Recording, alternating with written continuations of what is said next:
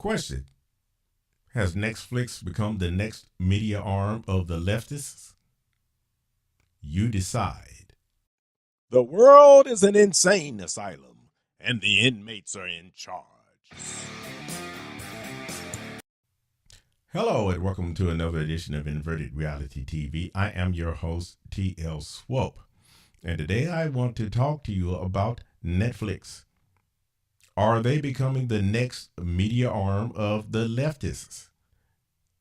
Okay, I'd like at first to let you know that I do not subscribe to Netflix.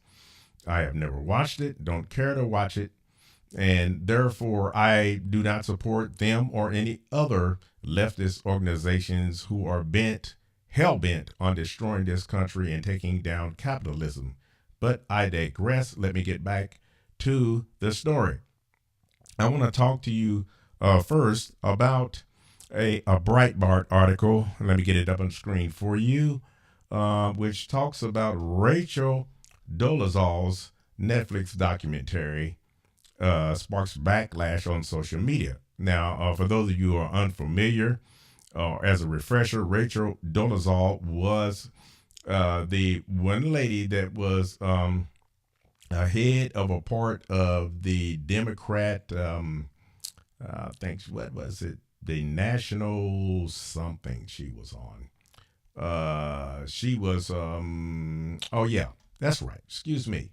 With the NAACP, it says here in 2015 that Dolezal was an African-American culture instructor at Eastern Washington University and head of the Spokane, Washington NAACP.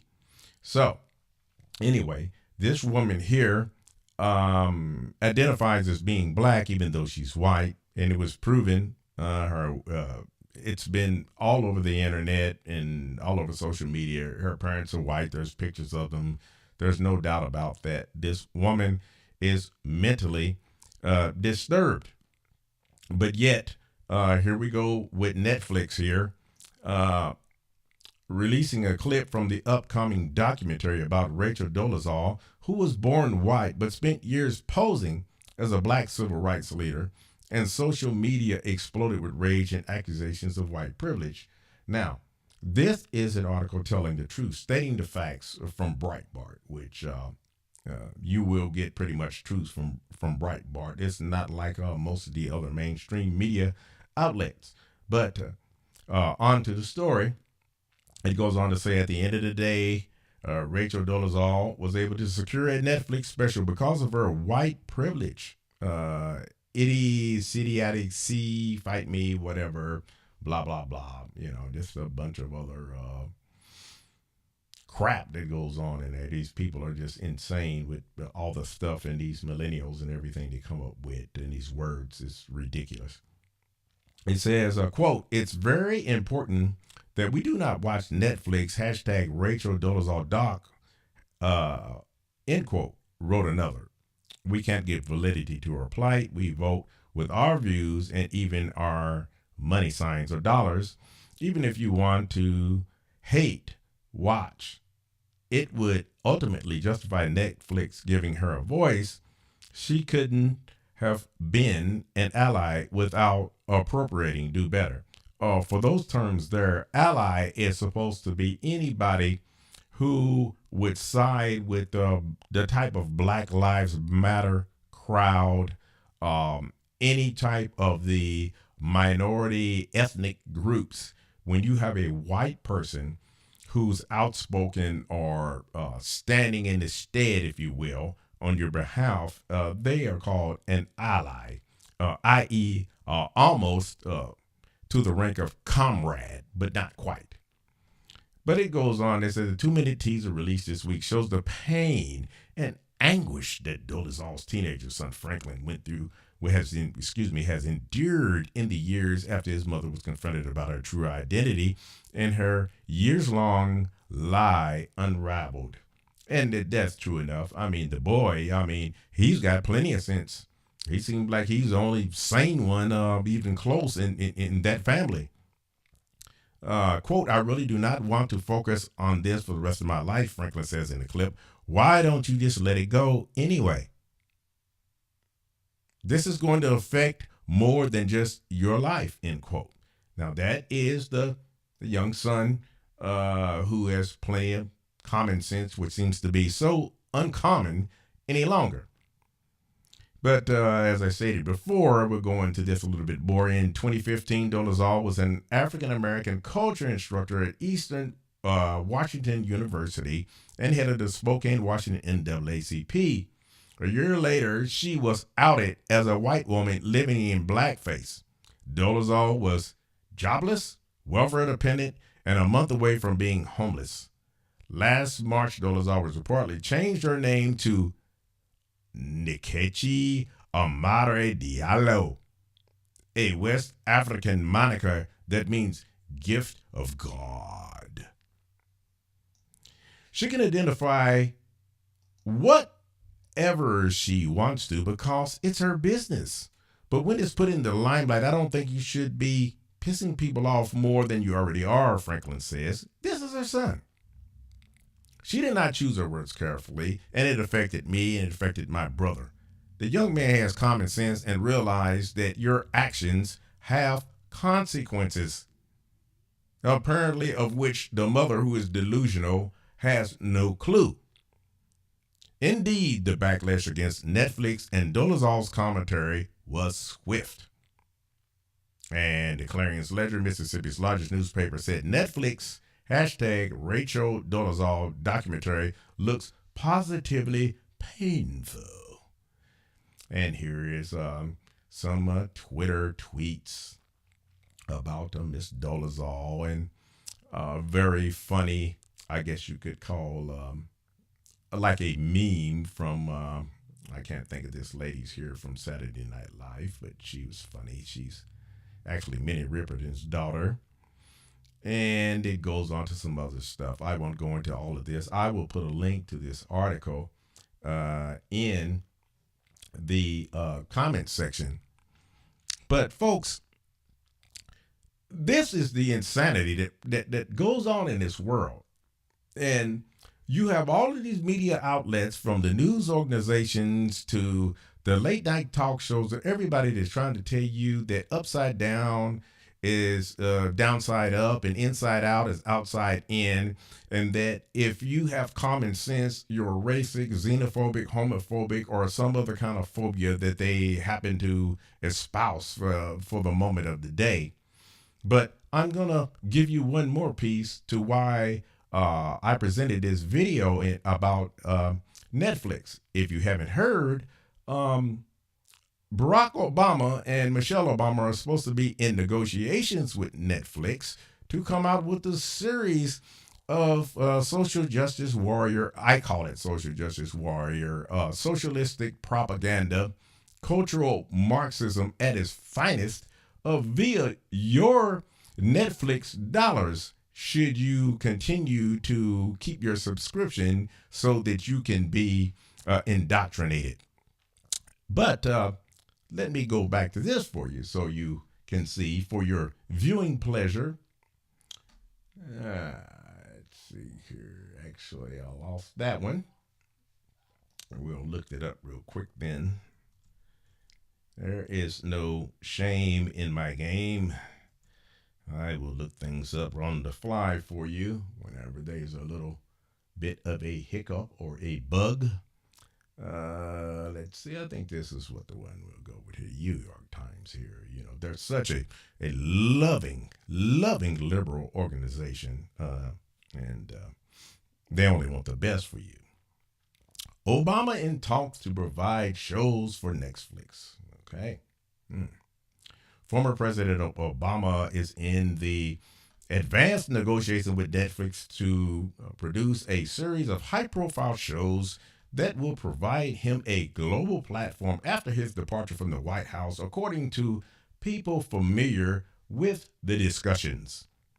Under terms of a proposed deal, which is not yet final, Netflix would pay Mr. Obama and his wife, Michelle, for exclusive content that would be available only on the streaming service, which has nearly 118 million subscribers around the world. The number of episodes, the formats for the shows have not been decided.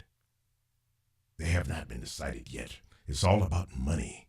Mr. Obama does not intend to use his Netflix shows to directly respond to President Trump or conservative critics. Yeah, I'm sure, of course, he would never do that. But I digress. According to people familiar with discussions about the programming, they said that the Obamas have talked about producing shows that highlight inspirational stories. Oh, yeah, like your drag queens who are reading books in libraries to preschoolers.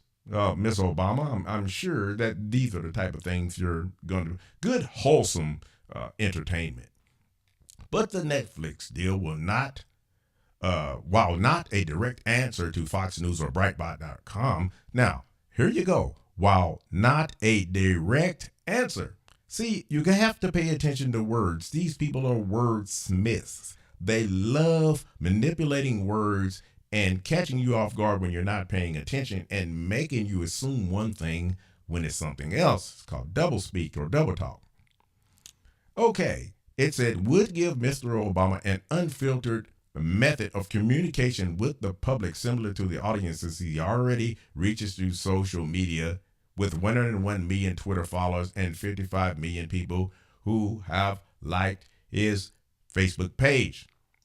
But I will not go in any farther into that. But this is what we have. This is what we have here. Now, back to Miss Dolezal.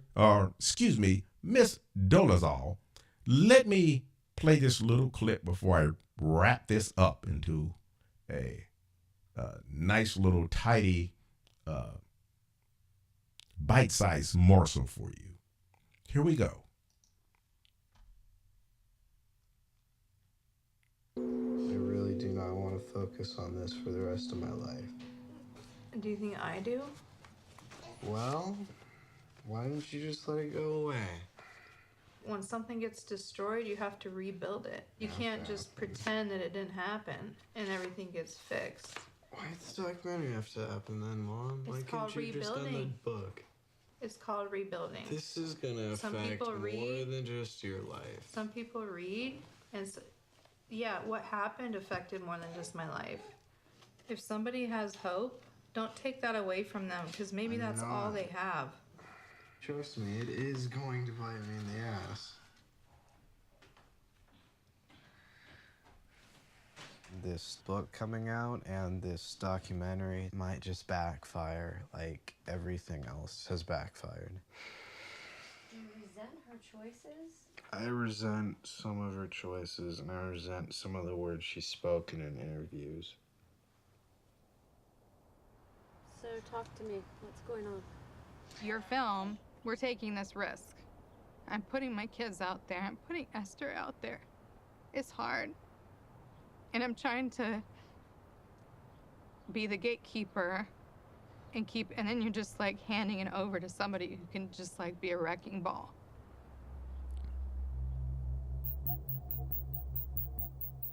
She can identify whatever she wants to be because it's her business. But when it's put in the limelight, I don't think you should be pissing people off more than they already are, unless you want to get bit in the ass from it. And she did not choose her words carefully. And it affected me, it affected my brother. The more that I hear about it, the more that I talk to people about it, the more it just drains me. So what am I forgetting, Franklin? What has not been said? What don't people know about this story?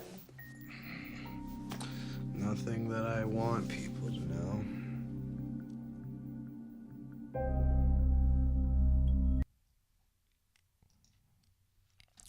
There you go, folks. Now, this is playing on Netflix, propaganda. Now, you notice now, one thing about it, they did let the boy speak, which he shows wisdom in his young age.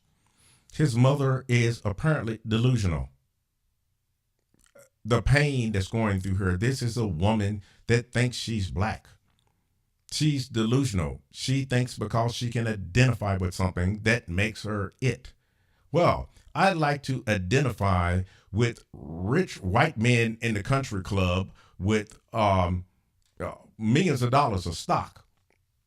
Who's going to make me that? Who's going to go along with that? Shall I show up to the country club in my ghetto cruiser and say, let me in, I am a card-holding member because I identify as a country club member who has money and I'm Caucasian and have buku butthole full of dollars. So you should let me in.